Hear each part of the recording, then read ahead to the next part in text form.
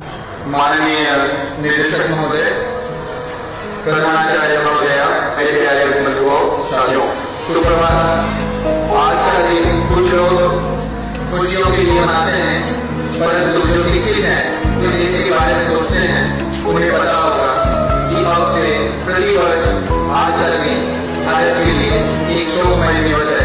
आज का दिन वर्षगांठ है एक काला दिवस का, जिसे हम पुलवामा दिवस के रूप में मनाना तो नहीं करेंगे, परंतु याद करके पाँव में और वो उठे।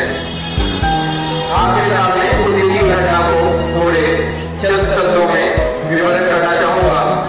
दिन का गुरुवार, तारीख 14 फरवरी 2019 और समय करीब दोपहर के 3:30 बजे जम्मू श्रीनगर राष्ट्रीय राजमार्ग पर करीब 2500 जवान को लेकर 78 बसें हुई सीआरपीएफ का काफिला गुजर रहा था। सामान्य की तरह उस दिन भी सीआरपीएफ के जवानों का काफिला अपनी दूसरे जा रहा था। हालांकि घाटी में गतिविधियों को लेते हुए काफिले में चल रहे सभी सुरक्षाकर्मी सतर्क थे। सड़क पर कोई भी सामान्य आवाजाही सीआरपीएफ का काफिला पुलवामा पहुंचा ही था। सामने से आ रही एक कार में सीआरपीएफ के काफिले के साथ चल रहे वाहन में टक्कर मारी और जब तक सीआरपीएफ के जवान को समझ पाते तब तक विस्फोटों ने इतना धमाका किया जिससे पूरा देश दहल उठा। 14 फरवरी का दिन भारत के इतिहास में काला दिवस साबित हो गया। यह मामला था या फिर कुछ और, यह बात भारतीय जवान जब तक समझ पाते आतंकियों ने गोलियां बरसानी शुरू कर दी। इसके बाद भारतीय जवानों ने भी तुरंत पोजीशन ली और एनकाउंटर फायरिंग शुरू कर दी। सीआरपीएफ के जवानों की फायरिंग को देख आतंकी वहां से भाग गए। धमाका इतना जबरदस्त था कि कुछ देर बाद सब कुछ धुआं हो गया। जैसे ही धुआं हटा, वहां का दृश्य इतना भयावह था कि उसे देख पूरा देश रो पड़ा। उस दिन पुलवामा में जम्मू श्रीनगर राष्ट्रीय राजमार्ग पर जवानों के शव इधर उधर गिरे पड़े थे। चारों तरफ खून ही खून और आंसू के टुकड़े दिखाई दे रहे। जवान अपने साथियों की तलाश में जुटे रहे। उन्होंने पूरे देश का आंकड़ा लगा दिया, क्योंकि तब तक हमारे देश के 40 बहादुर जवान शहीद हो चुके थे। कई जवान घायल अवस्था में तड़प रहे थे। सेना ने बचाव कार्य शुरू किया और फिर तुरंत अस्पताल ले गए। बचाव कार्य और सर्च ऑपरेशन दोनों एक साथ चल रहे थे। घटना के तुरंत बाद पूरे देश में शोक की लहर दौड़ गई। हमारे पड़ोसी देश में आतंकी संगठन जैसे मोहम्मद ने इस आतंकी हमले की निंदा की। इस घटना ने देश को ऐसे झकझोर दिया कि सबके द्वार पर बंदे की बात, सबके आतंकियों से बंदे की बात कर रहे थे। सरकार पर दबाव बन रहा था। हर आका पाकिस्तान से बदला लेने की बात कर रहा था। फिर आखिरकार ऐसा ही हुआ। भारतीय सेना ने पुलवामा हमले से ठीक 12 दिन बाद आतंकी पर हमला किया।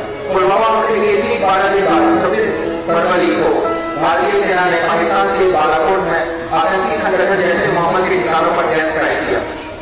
इस एयर स्ट्राइक में भारतीय सेना और उनकी बहुत वर्षा की थी, उससे आतंकी ठिकाने पूरी तरह ध्वस्त हो गए और कभी तौर पर करीब 300 आतंकी मारे गए।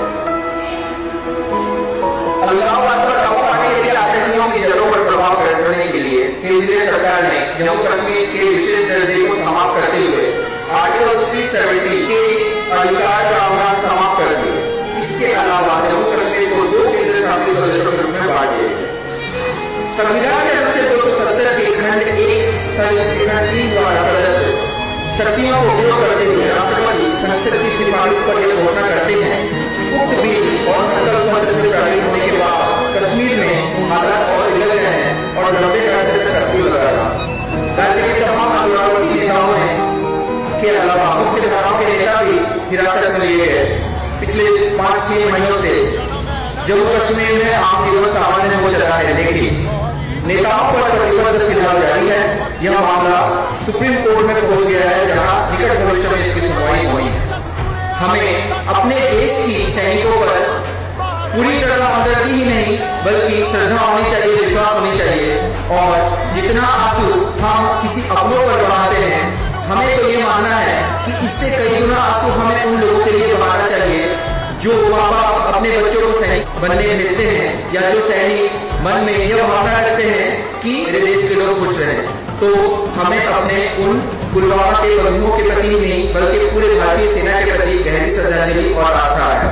क्या कहते हैं चंद शब्द कि देश के जवान लोगों डबू में वर्दी कह गए, देख अपनी, मोहब्बत मुल्क की सच्ची निशानी दे गए। मनाते हैं खुशियां हम यहाँ, मनाते हैं खुशियां हम यहाँ, वहां कश्मीर में सैनिक जवानी दे रहे अपनी। कतरा कतरा भी दिया वतन के वास्ते, एक बूंद तक ना बचा इस तन के वास्ते। यूं तो मरते हैं लाखों करोड़ों, पर माना तो वो है जो जाग